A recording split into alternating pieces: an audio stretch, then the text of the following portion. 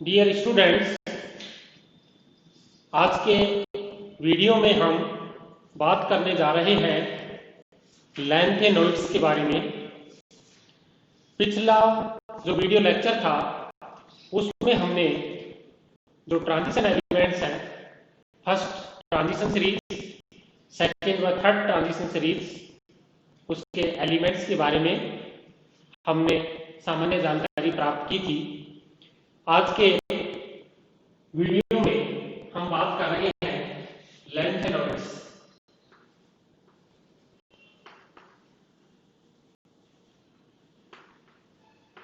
लैंथेनोइड्स इसका मतलब होता है वे एलिमेंट्स जो कि लैंथेनम के समान होते हैं, यानी लाइक लैंथेनम,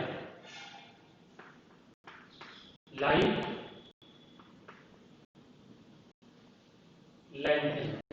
लैंथेनम के समान।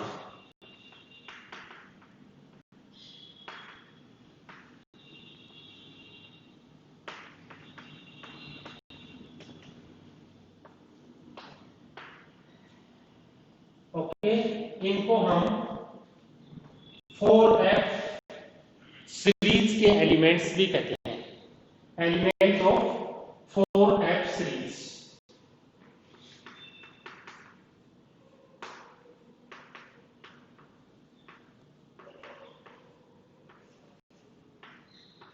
राइट, देखिए बहुत सारी बुक्स में लैंथेनोइड्स को लैंथेनाइट के नाम से प्रदर्शित किया गया है, जो कि एक एग्जैक्ट वर्ड नहीं है।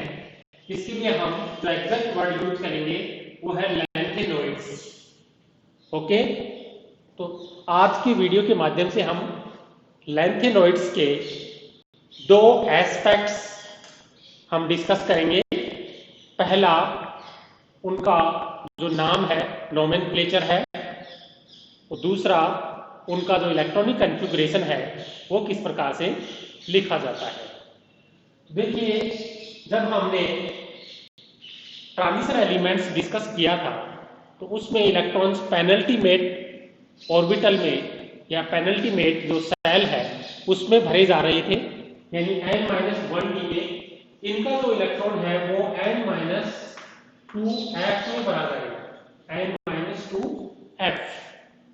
ओके, तो देखिए सबसे पहले लैंथेनोइड्स की जो पीरियोडिक टेबल है उसमें स्थिति कहाँ पे है, location of lanthanoids in periodic table.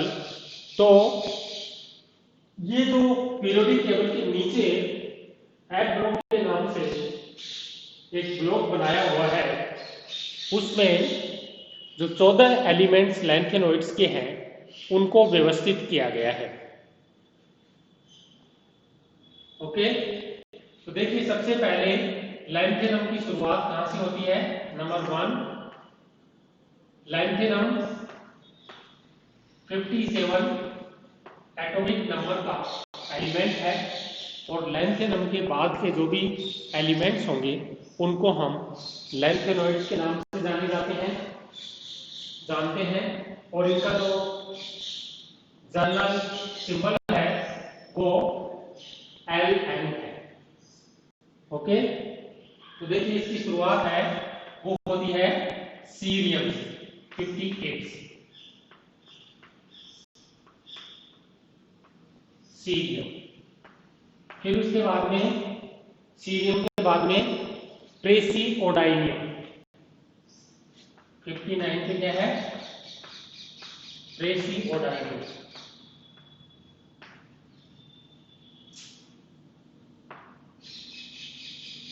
फिर 60 नंबर पे है नियोडाइनियम,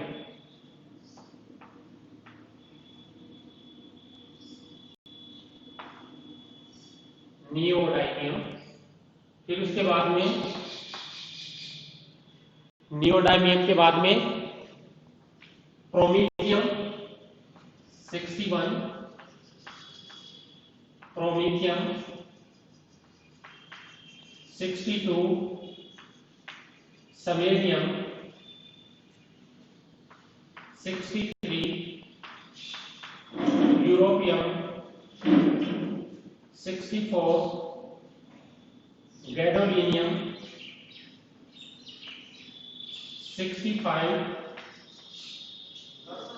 टर्बियम 66, डाइस्प्रोसियम 67, होर्बियम 68, अर्बियम 69, थूरियम 70, यूरेनियम और 71 ल्यूटीशियम। ओके, देखिए 14 तत्व हो गए, 14 एलिमेंट्स। तो इसको देखिए, प्रोमीथियम,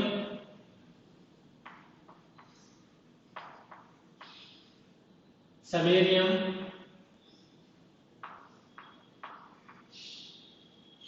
यूरोपियम,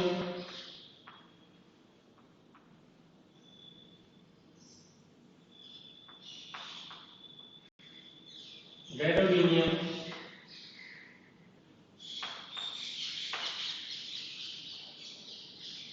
टर्बियम, डाइस्प्रोसियम,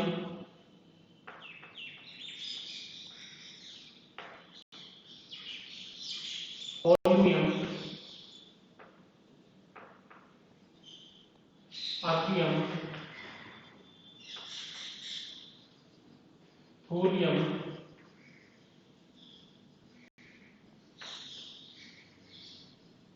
यूरेनियम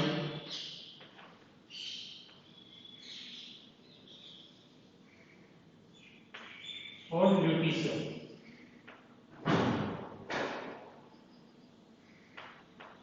देखिए ये सारी क्या है, लैंथेनॉइड्स। ओके, इनको हम रेयर अर्थ भी बोलते हैं।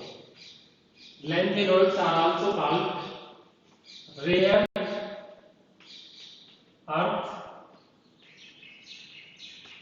रेयर अर्थ इनको इसलिए कहा जाता है क्योंकि ये ऑक्साइड्स के रूप में मिलते हैं और उन ऑक्साइड से इनको एक्सट्रैक्ट किया जाता है, और ये जो ऑक्साइड है इनकी नेचुरल अबंडेंस नेचुरली रेयर होती है।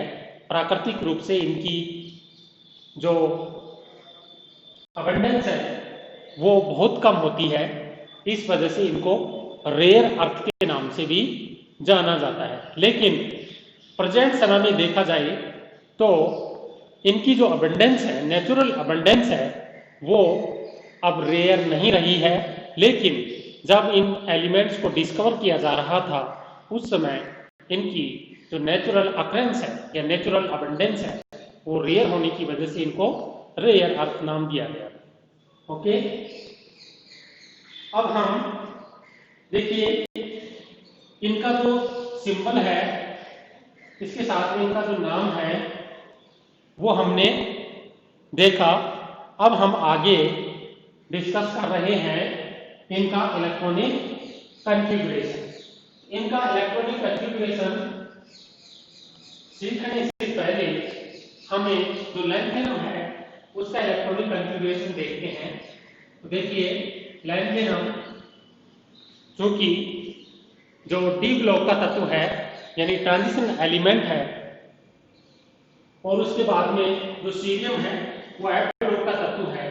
तो यहाँ पे लैंथेनम डी ब्लॉक का तत्व है, तो इसमें जो अंतिम इलेक्ट्रॉन है वो डी ऑर्बिटल में एंटर करता है, और सीरियम से जो अंतिम इलेक्ट्रॉन है वो एफ जो ऑर्बिटल है उसमें एंटर करेगा। तो देखिए लैंथेनम का इलेक्ट्रॉनिक विन्यास क्या है,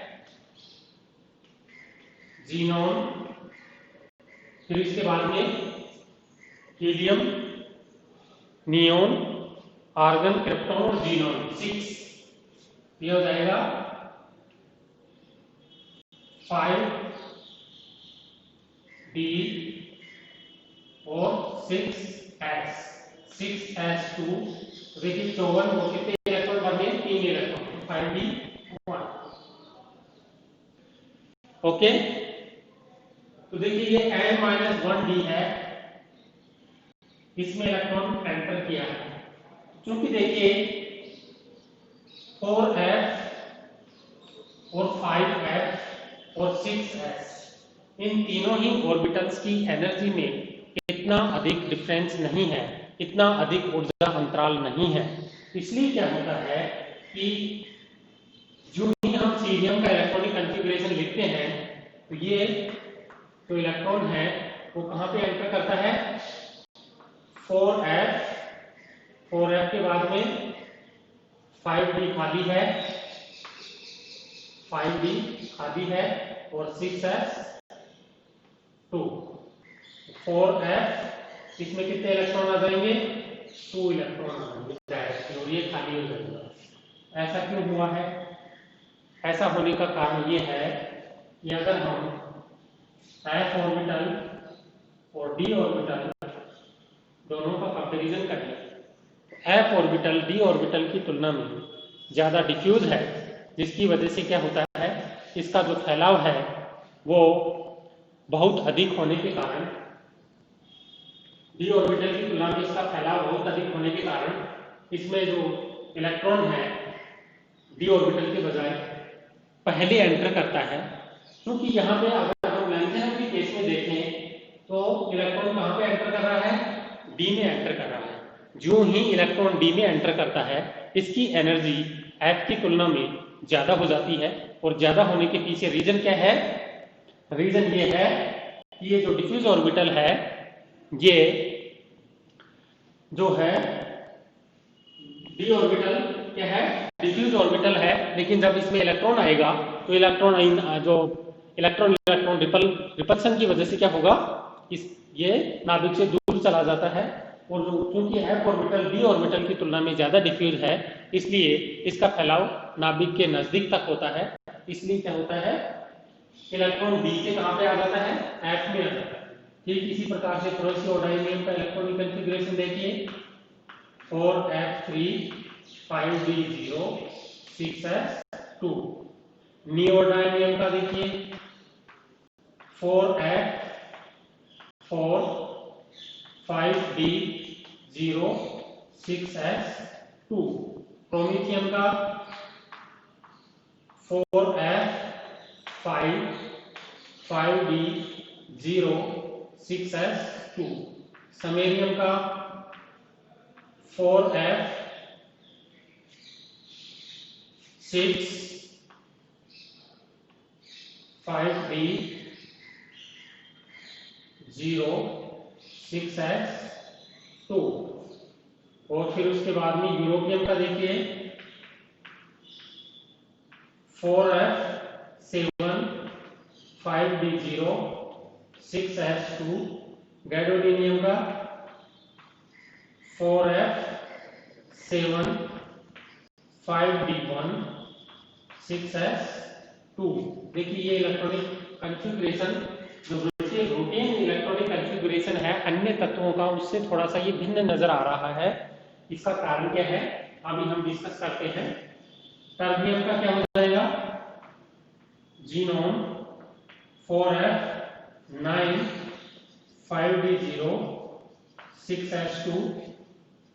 ओके, फिर इसके बाद में dysprosium xenon 4f10 5d0 6s2। Xenon 4f11 5d0 6s2। Okay, फिर erbium xenon 4f12 5d0 6s2। फिर इसके बाद में thallium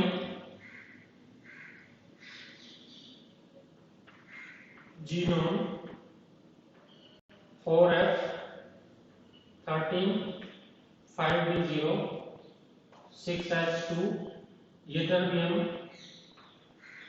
genome 4f14 14 5d0 6s2 और ल्यूटीशियम जीनोन 4f14 5d1 6s2। ये भी इसका भी जो रूटीन इलेक्ट्रॉनिक कॉन्फ़िगरेशन है उससे डिफरेंट इलेक्ट्रॉनिक कॉन्फ़िगरेशन है। तो देखिए यहाँ पे एक तो जो गैडोलीनियम है और एक जो ल्यूटीशियम है और एक जो सीरियम है, इनका इलेक्ट्रॉनिक कॉन्फ़िगरेशन देखिए, इसकी शुरुआत कहां से हो रही है? 4f2 से हो रही है, राइट। यानी लेन-देनों का इलेक्ट्रॉनिक कॉन्फ़िगरेशन क्या होना चाहिए था? इसके अकॉर्डिंग 4f1 होना चाहिए था, लेकिन 4f की जो एनर्जी है 5d से तभी कम हो सकती है जब 5d में इलेक्ट्रॉन एंटर करे।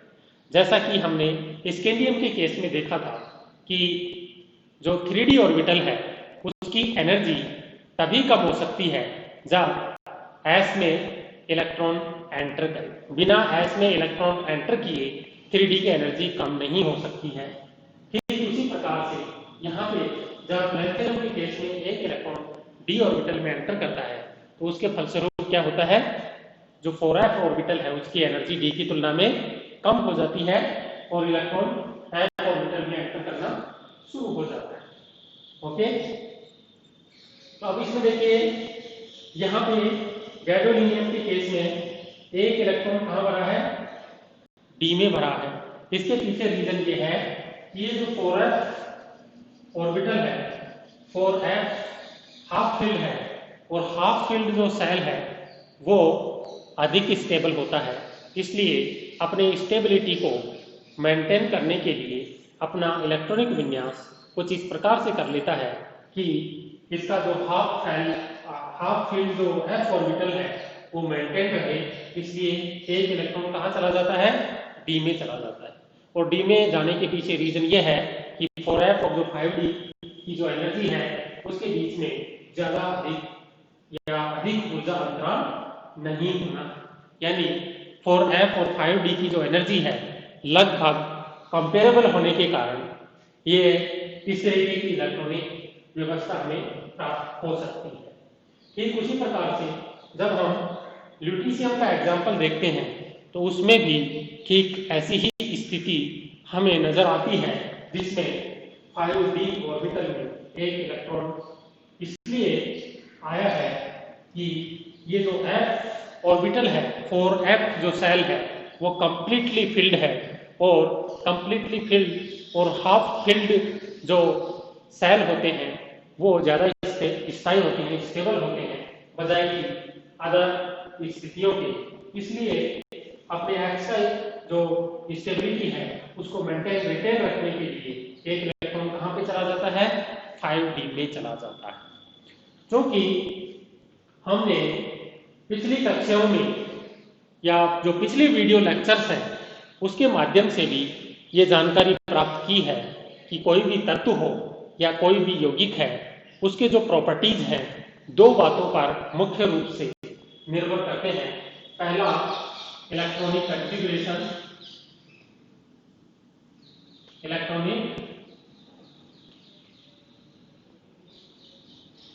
कॉन्फ़िगरेशन, और दूसरा है साइज, राइट।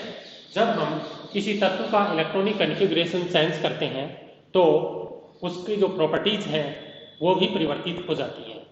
ओके, तो यहाँ पे देखिए ये हम इलेक्ट्रॉनिक कॉन्फ़िगरेशन में इस तरीके की जो एनोमैली देख रहे हैं, जो रूटीन जो इलेक्ट्रॉनिक कॉन्फ़िगरेशन है उससे जो एनोमैली हमें नजर आ रही है।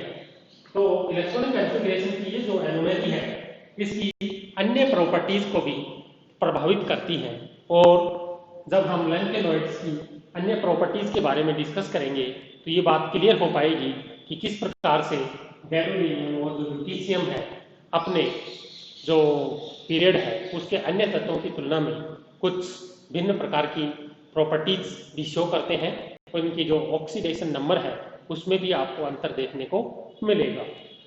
यहाँ पे देखिए जो लैंथेनॉइड्स है उनकी जो जनरल ऑक्सीडेशन स्टेट है वो +3 होती है, यानी ये जो सभी लैंथेनॉइड्स हैं +3 ऑक्सीडेशन स्टेट शो करते हैं। और इसके पीछे कारण क्या है, यहाँ पे देखिए जो सीरियम है इसमें अधिकतम कितने इलेक्ट्रॉन हम निकाल सकते हैं, 4 इलेक्ट्रॉन निकाल सकते हैं।